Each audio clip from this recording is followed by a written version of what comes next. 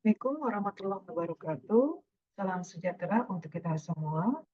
Perkenalkan, saya Sri Fatmawati, mahasiswa doktoral Ilmu Ekonomi.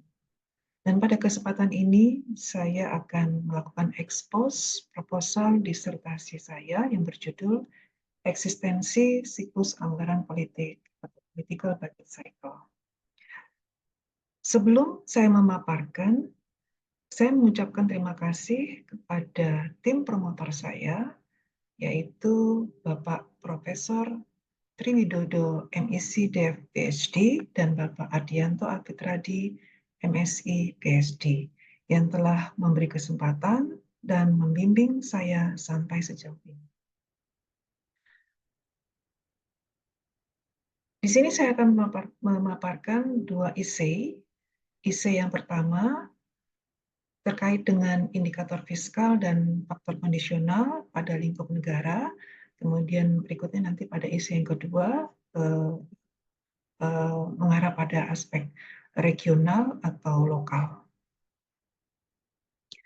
Ada 3 poin penting pada isi ini, dan tentunya juga akan sama dengan isi yang kedua, yaitu yang pertama terkait dengan pendahuluan, ya.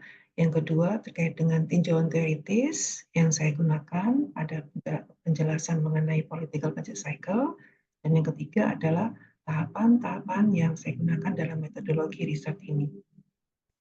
Untuk yang pendahuluan, bahwa beberapa dekade ini para ekonomi politik mempelajari adanya manipulasi kebijakan oleh politisi menjelang berlangsungnya elektoral dan beranggapan bahwa ini berefek luas pada kinerja ekonomi dan juga kebijakan pemerintah. Diawali oleh Nordos, T. dan Hibbs yang menggarisbawahi adanya fenomena political business cycle, yaitu fenomena siklus pemilu yang bisa berdampak luas pada aspek siklus makroekonomi dan juga pada perilaku pemerintahan yang berkuasa untuk bisa memaksimalkan peluang mereka terpilih kembali. Dan konsep ini memiliki asumsi utama bahwa ekspektasi pemilih atau voters bersifat adaptif dan ada kecenderungan para politisi itu menggunakan kebijakan moneter. Kemudian berikutnya dikembangkan oleh Rogoff dan Siebert 1988 pada konsep political budget cycle yang beranggapan bahwa siklus tersebut bisa dipicu oleh adanya aspek pemilu yang berimpact pada fiscal policy. Dan ini bisa mempengaruhi pada persepsi pemilih mengenai kompetensi incumbent dan juga preferensi votersnya. Nah, asumsi utama dari political budget cycles adalah bahwa ekspektasi pemilih bersifat rasional dan terdapat ada manipulasi kebijakan fiskal. Kemudian para pemilih cenderung berpihak pada kandidat politisi yang mampu mengoptimalkan utilitas mereka. Dan incumbent lebih kompeten akan memberikan sinyal kompetensinya melalui pengeluaran publik yang lebih tinggi sebelum pemilu. Kemudian di masa pemilu, petahana seringkali meningkatkan penyediaan barang publiknya melalui pembiayaan defisit.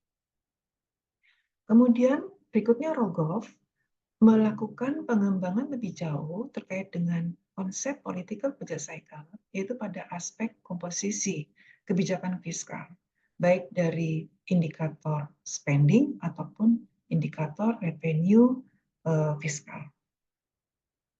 Nah, berikutnya saya beri ilustrasi dari negara sampel yang saya gunakan, yaitu middle income countries, terkait dengan periode pemilu yang ada di negara tersebut.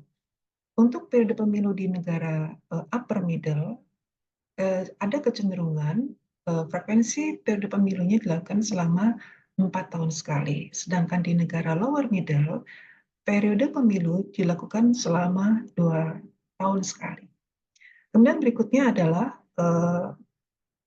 penjelasan tentang perubahan atau kondisi indikator fiskal di masing-masing tipe election, baik eksekutif maupun parlemen.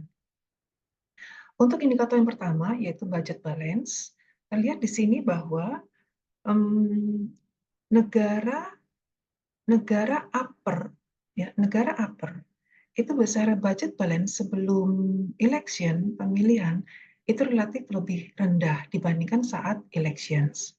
Nah, berbeda dengan negara lower, ada kecenderungan bahwa besarnya budget balance sebelum pemilu itu lebih besar dibandingkan saat pemilu ataupun sesudahnya.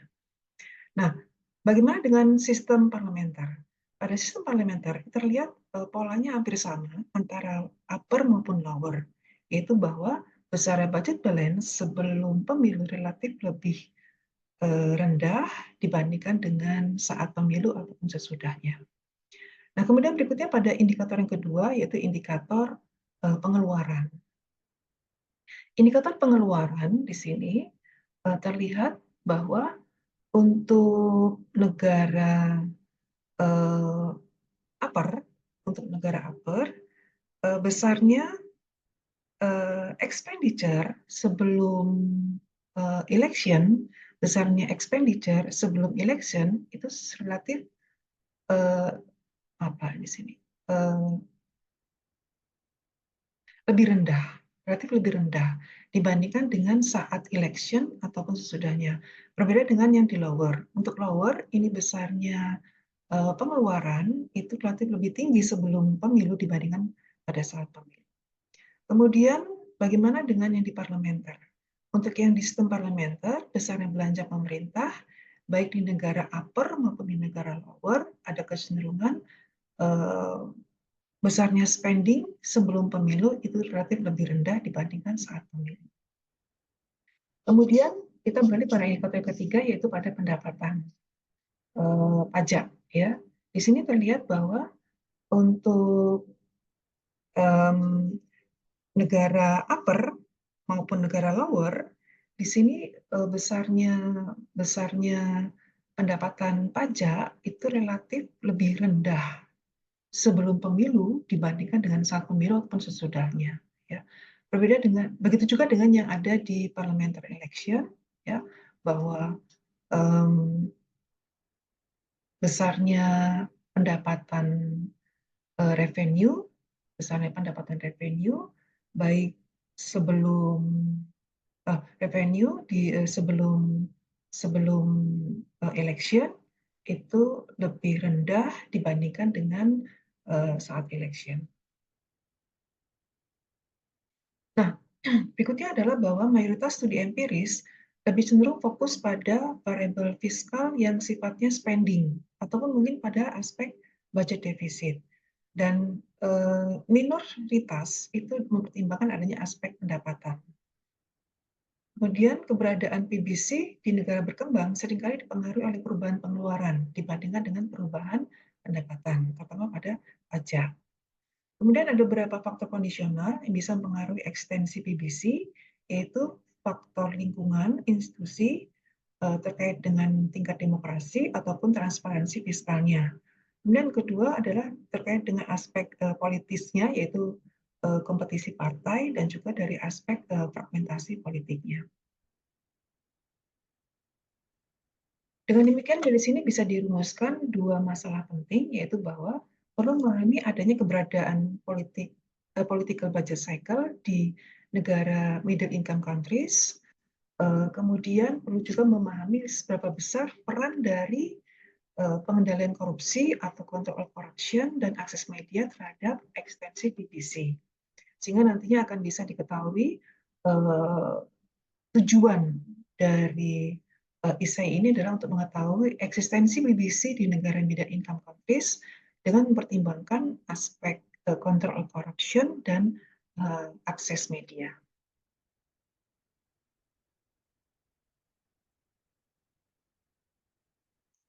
Berikutnya, kita bisa melihat di sini bahwa kontribusi yang bisa disajikan pada ISAI ini adalah bahwa efek elektoral terhadap indikator kebijakan fiskal cenderung difokuskan pada kondisi keseimbangan anggaran saja, atau mungkin pada aspek budget balance atau spending saja, atau mungkin pada aspek pendapatan saja. Nah, minimal sekali atau begitu terbatas literatur empiris yang mempertimbangkan secara simultan baik itu dari sisi budget balance spending ataupun dari sisi pendapatan pemerintah di masa elektoral. Kemudian diharapkan dari studi ini dapat menjadi masukan pada aspek formulasi kebijakan pemerintah atas efisiensi pengelolaan anggaran di masa elektoral. Berikutnya saya menyoroti dari aspek teori. Yang pertama adalah teori opportunistic political budget cycle. Ada beberapa hal penting di sini yang perlu kita perhatikan, yaitu pertama bahwa pemerintah petahana itu berusaha mempengaruhi persepsi pemilih tentang kompetensi petahana dan juga preferensi dari votersnya. Kemudian ekspektasi pemilih seringkali bersifat rasional dan terdapat manipulasi fiskal. Kemudian di masa pemilu, petahana seringkali meningkatkan penyediaan barang publiknya melalui defisit. Dan pemilih yang bersifat konservatif fiskal itu cenderung berpihak pada petahana yang mampu menurunkan tingkat defisit anggarannya. Sebaliknya, pemilih yang memiliki tingkat konservatif fiskal rendah itu tidak mempermasalahkan akan tingginya defisit anggaran. Nah, dari aspek modeling di sini kita bisa mengamati beberapa hal penting di sini bahwa yang pertama ada asumsi pada model ini, pada teori ini bahwa warga negara itu mengkonsumsi dua bentuk barang, yaitu mengkonsumsi barang privat dan juga mengkonsumsi barang publik, ya, sehingga ada dua fungsi utilitas baik dari voters maupun dari utilitas kandidat politisinya, ya. Nah, kita lihat di situ bahwa kedua fungsi utilitas ini ditentukan oleh banyaknya barang konsumsi baik yang sifatnya privat ataupun barang publik. Hanya di sini untuk fungsi utilitas voters juga mempertimbangkan dari aspek variabel binary, artinya bahwa variabel ini mengarah pada aspek seberapa besar voters itu memilih partai, apakah memilih partai A ataukah memilih partai B, ya. Ini akan mempengaruhi pada nilai Z-nya, ya. Kemudian pada fungsi utilitas kandidat politisi di situ ada pengaruh, ya, pengaruh dari variabel X. Variabel X ini adalah ego range, artinya seberapa besar kemampuan dari politisi ini untuk memanfaatkan posisinya pada saat dia masih sebagai pejabat di pemerintahan itu. Kemudian berikutnya adalah kita bisa melihat di sini besarnya output barang publik yang bisa disupply itu ditunjukkan dengan persamaan yang keempat di bawah ini, ya. Itu dipengaruhi oleh berapa besarnya tax, kemudian berapa besarnya debt atau pinjaman di sini disertai dengan biaya pinjaman di masa lalu, kemudian juga dipengaruhi oleh kompetensi dari pemerintah petahana tersebut. Nah, kita bisa mengamati bagaimana kondisi equilibrium, baik pada saat tanpa ada election maupun dengan election. Kalau tanpa election, maka proses equilibrium itu kita cermati pada permasalahan maksimisasi bagi petahana, ya. Nah, dari proses maksimisasi ini tentunya ada fungsi tujuan, ya, yaitu fungsi utilitas dari petahana, dan juga fungsi kendala yang perlu dicermati oleh petahana itu sendiri. Nah, dari kedua fungsi ini kita bisa memperoleh first order condition yang memungkinkan bisa dicapai untuk memperoleh aspek equilibrium itu sendiri, yaitu bahwa besarnya pajak, ya, yang diterima oleh pemerintah petahana itu tidak lain ditentukan oleh besarnya pendapatan eksogen dan juga dipengaruhi oleh inverse dari fungsi utilitas terhadap pengonsumsian barang privat. Sehingga dari sini bisa diketahui berapa besarnya jumlah barang publik yang bisa dihasilkan secara equilibrium, ya. Nah, bagaimana dengan keseimbangan melalui equilibrium, ya, melalui election? Nah, di sini ada masalah maksimisasi yang dihadapi oleh petahana berupa fungsi utilitasnya yang sudah lebih kompleks cakupannya, namun tentunya kompleksitas ini tentu merefer dari konsep awal tadi ya, bahwa petahana itu akan menentukan berapa besarnya konsumsi barang privatnya, juga dia akan menentukan berapa konsumsi barang publiknya, juga dia akan mengukur berapa kompetensinya, ya, kemudian dijabarkan pada beberapa ukuran-ukuran seperti yang di bawah ini. Nah, kemudian dari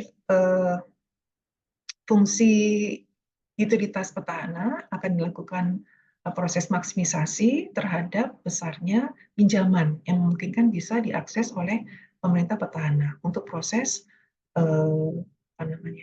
menghadapi elektoral itu sendiri, ya. Nah, berdasarkan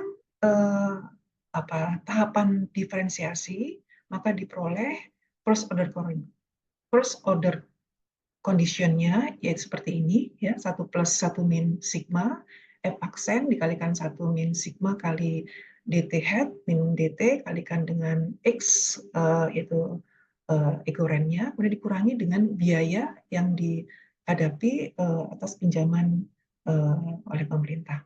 Dan diharapkan nilai sisi kiri ini adalah bernilai negatif atau sama dengan 0. Nah, dengan asumsi adanya F0 dan ada biaya di situ, maka kondisi keseimbangan di atas tadi bisa berubah menjadi 1 plus 1 min sigma kali F0 X dikurangi dengan R aksen dt bintang. Nah, jika kondisi keseimbangan ini dilakukan diferensiasi kembali, maka terlihat bahwa besarnya pinjaman atau D itu dipengaruhi oleh dua aspek penting, yaitu X, yaitu occurrence, dan juga sigma, ya, occurrence dan sigma. Sigma ini adalah persentase dari voters yang memiliki informasi yang akurat, ya. Nah, terlihat di sini bahwa dari hasil proses diferensiasi tadi akan diperoleh satu hubungan bahwa terdapat hubungan positif antara occurrence dengan besarnya pinjaman yang bisa diakses, yaitu bahwa jika occurrence ini semakin meningkat yang dimiliki oleh si pemerintah petahana, maka ada tendensi besar pinjaman yang bisa diakses oleh petahana akan semakin besar, ya. Sebaliknya, untuk yang aspek kedua, yaitu bahwa sigma atau kemampuan voters untuk mengakses informasi terhadap besarnya pinjaman, ini ternyata memiliki hubungan yang negatif. Artinya bahwa semakin tinggi kemampuan voters untuk mengakses informasi terkait dengan kompetensi petahana, maka ada kecenderungan jumlah pinjaman itu akan semakin rendah. Sehingga bisa dikonotasikan ada manipulasi yang semakin berkurang dan cenderungnya BBC itu semakin rendah. Nah, ini dari teoritis yang pertama, ya, dari aspek oportunis BBC. Kemudian dari signaling model, kita bisa melihat di sini ada beberapa hal penting terkait dengan kompetensi dasar. Yang pertama adalah bahwa di sini signal model lebih mengarahkan pada aspek kepuasan voters, ya. Kemudian di situ juga digarisbawahi mengenai besarnya produksi barang publik itu bisa diperoleh berdasarkan besarnya kompetensi, ini epsilon, ini kompetensi dari petahana, dan juga berdasarkan jumlah investasi yang bisa dicapai di masa berikutnya.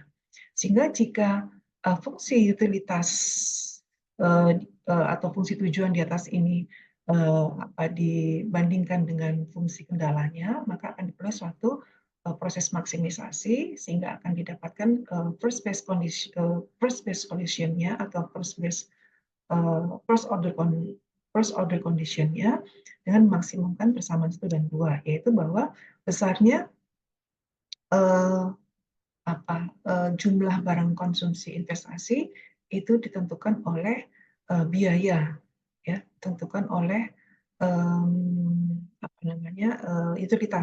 utilitas dari konsumsi barang privat dan juga seper beta atau faktor diskonto.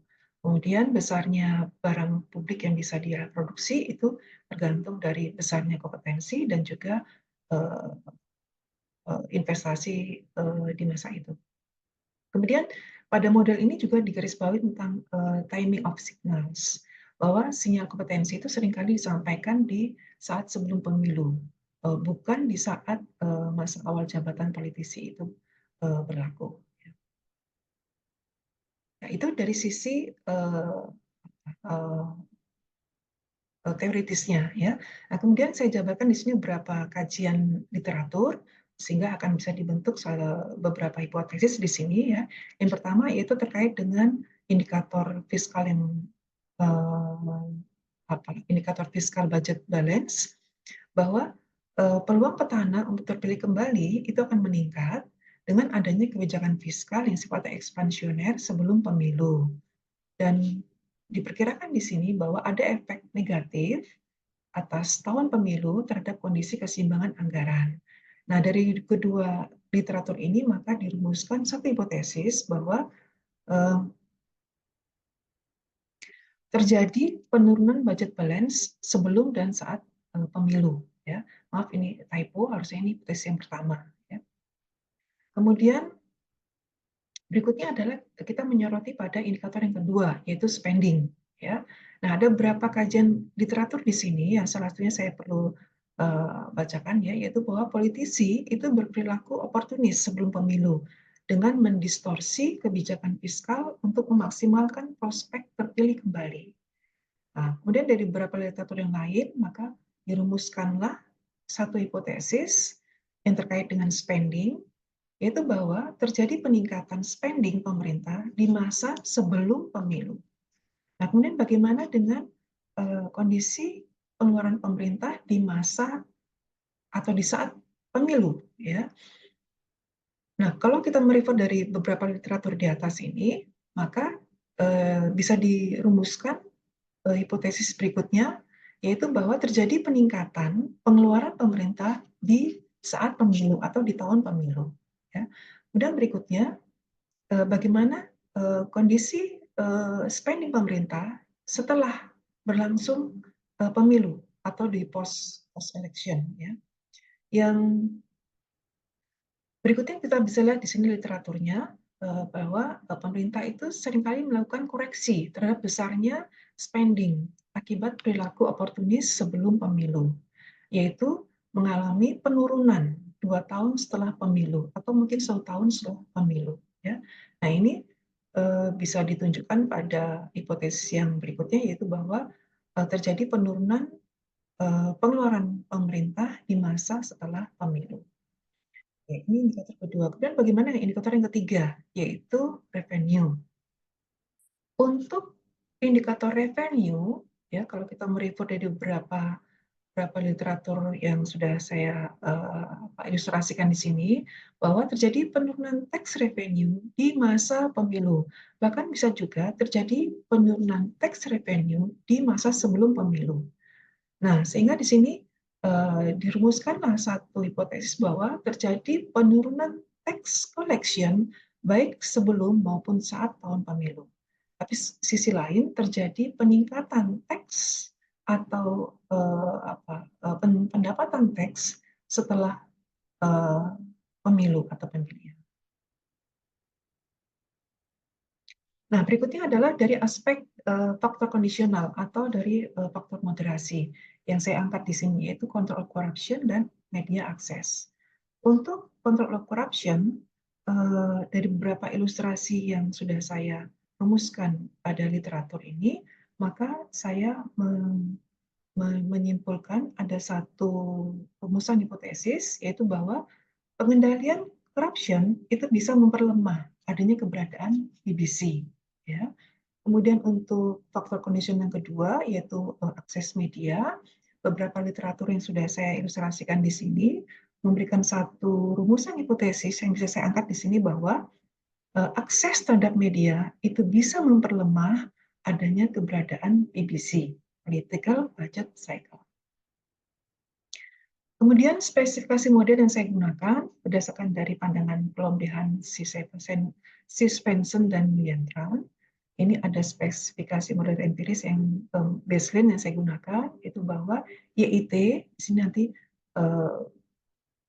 mencakup 3 indikator fiskal tadi, yaitu budget balance, kemudian spending, kemudian revenue ya, terhadap election, terhadap dummy executive election ya, kemudian terhadap variable kontrolnya. Di sini saya juga masukkan di sini, yaitu variable kontrolnya berupa inflasi, tingkat pertumbuhan ekonominya, kemudian tingkat pengangguran, kemudian dependency ratio juga saya masukkan, kemudian keterbukaan dagangan dan kestabilan politik. Ini saya masukkan sebagai variabel kontrol di sini.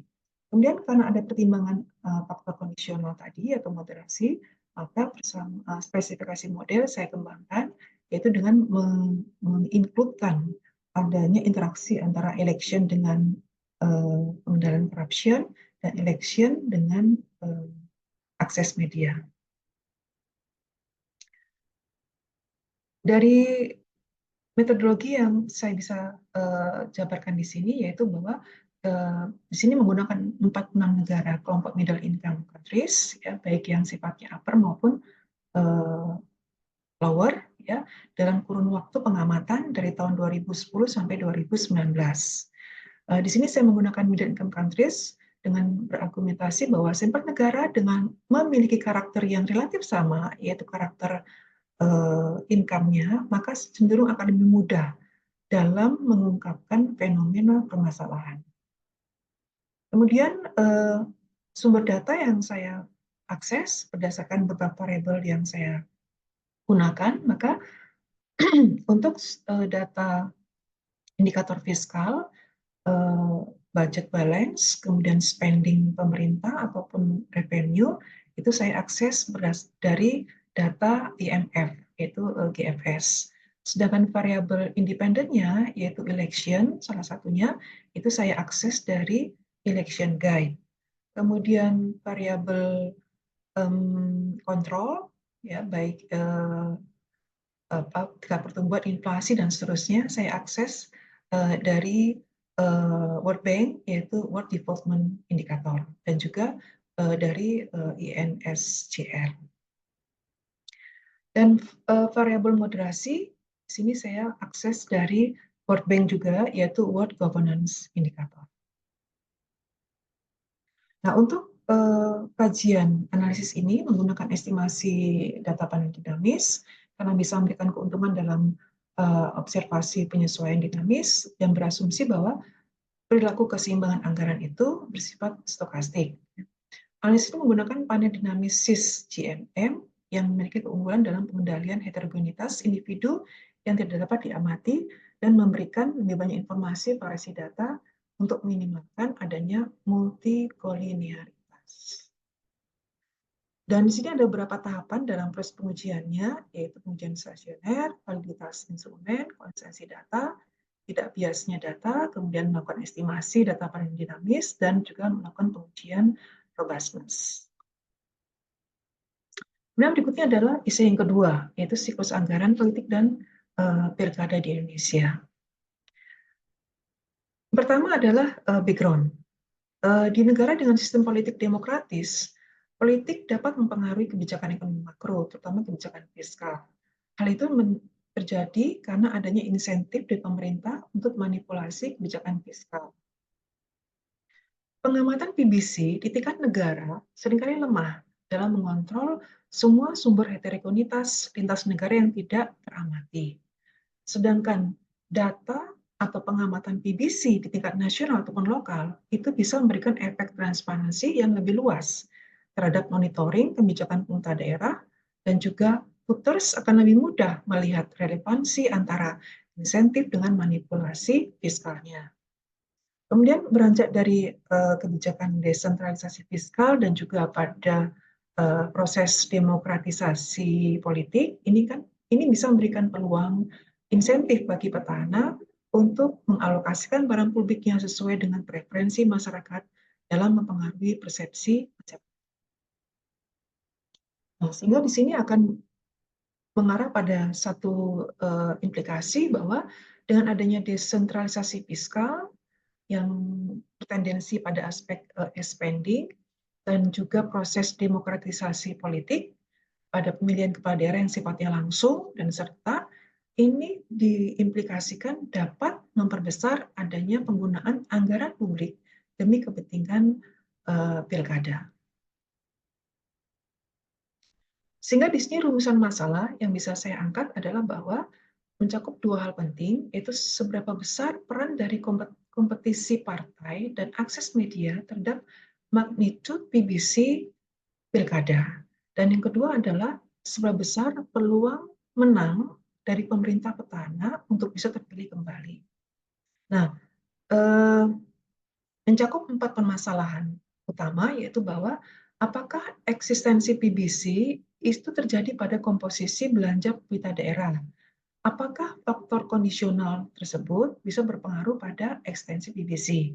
Dan berikutnya adalah, apakah komposisi belanja pemerintah bisa berpengaruh pada peluang menang atau terpilih kembali petahana? Kemudian, apakah karakteristik personal dari petahana, baik dari aspek kekayaannya ataupun dari aspek popularitasnya, itu bisa memberikan peluang menang bagi petahana. Ya, penelitian yang bisa disoroti di sini adalah bahwa pengamatan di sini lebih mengarah pada aspek komposisi belanja dan perubahannya, dan juga menyoroti pada faktor kondisional atau moderasi adanya kompetisi partai dan akses media.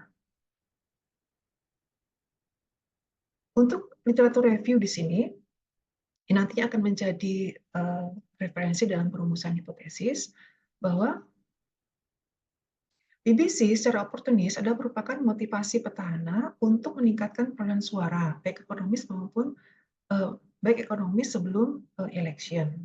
Hubungan itu diilustrasikan dalam konsep economic voting, ya, dari pandangan Lanestad dan Pak Adam.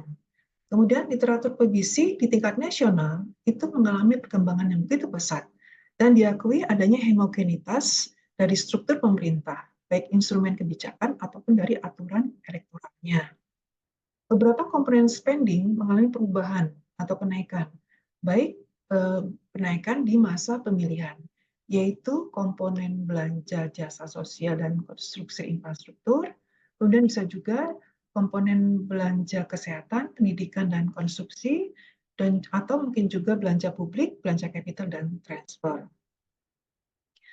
Kemudian beberapa literatur secara eksplisit melakukan studi di lingkup administrasi munisipal atau kabupaten kota, bahwa election itu bisa berdampak negatif terhadap budget balance akibat turunnya koleksi pajak dan adanya peningkatan belanja pemerintah, terutama pada belanja investasi atau konstruksi. Kemudian Sakurai Philo juga membuktikan adanya pengaruh positif election terhadap expenditure total ataupun current total dan berpengaruh negatif terhadap pendapatan pajak lokal. Bahwa hampir seluruh tipe belanja publik itu mengalami kenaikan menjelang election. Dan kemudian ketentuan dalam aturan manajemen budget balance ternyata tidak memberikan banyak pengaruh pada keberlangsungan political budget cycle. Kemudian bagaimana dengan hubungan manipulasi oportunis dengan hasil pemilu yang menguntungkan? Ya, nah di sini ada beberapa poin mendasar dari kajian literatur yang bisa kita amati, yaitu bahwa studi terkait dengan tingkat lokal ataupun regional itu relatif terbatas dan mixed result-nya. Ya.